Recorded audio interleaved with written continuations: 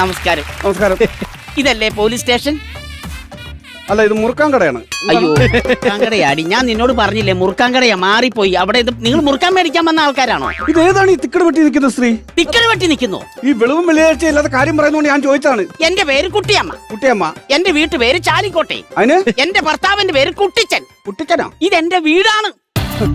10 വർഷം മുമ്പ് എന്റെ കെട്ടിയോൻ ഇത് നിങ്ങൾക്ക് പോലീസ് സ്റ്റേഷന് വേണ്ടി വാടകയ്ക്ക് തന്നു.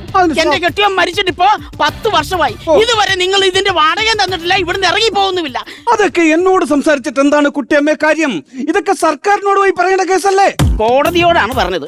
കോടതിയോട് ഞാൻ പറഞ്ഞു. കോടതി തീരുമാനം ഉണ്ടാക്കി ഉടനടി നിങ്ങൾ ഇവിടുന്ന് തുറക്കാൻ പറ്റും. നീ തുറന്നേ. കള്ളപ്പൂട്ടിട്ട് ആരാ പൂട്ടിയായി? പിന്നെ എന്നെ ഇറക്കി വിടുന്നതിന് ഞാൻ നിങ്ങളെ തുറക്കാൻ സഹായിക്കാം. കോടതിയുടെ ഉത്തരവ് കിട്ടിയ പേപ്പറാണിത്. ഏത്? ഇത് ഉടനടി ഇവിടുന്ന് ഇറങ്ങിക്കോണം. ഒരു പോലീസ് ഉദ്യോഗസ്ഥന്റെ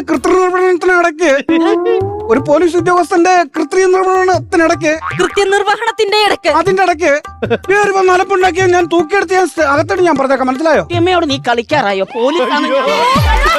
വീടാണ്. ഞാനൊരു കാര്യം പറഞ്ഞേക്കാം. ഇടുക്കി കിടന്ന് നല്ല ഒന്നാം തരം പണിയെടുത്ത് ഉണ്ടാക്കി കഷ്ടപ്പെട്ടുണ്ടാക്കിയ വീടാണിത്. സാറേ അതെ, തീരുമാനം കോടതിയുടെയാ. പറ എന്തെങ്കിലും പറഞ്ഞ് സോപ്പിട് ചെല്ലി. അമ്മച്ചി, ആ ഞാൻ അയ്യോ കുഞ്ഞുമോൻ, നീ എങ്ങനെ ഇതിനകത്ത് വന്നേ? ധാരാ നിങ്ങൾക്ക് പരിചയമുള്ള ആളാണ്.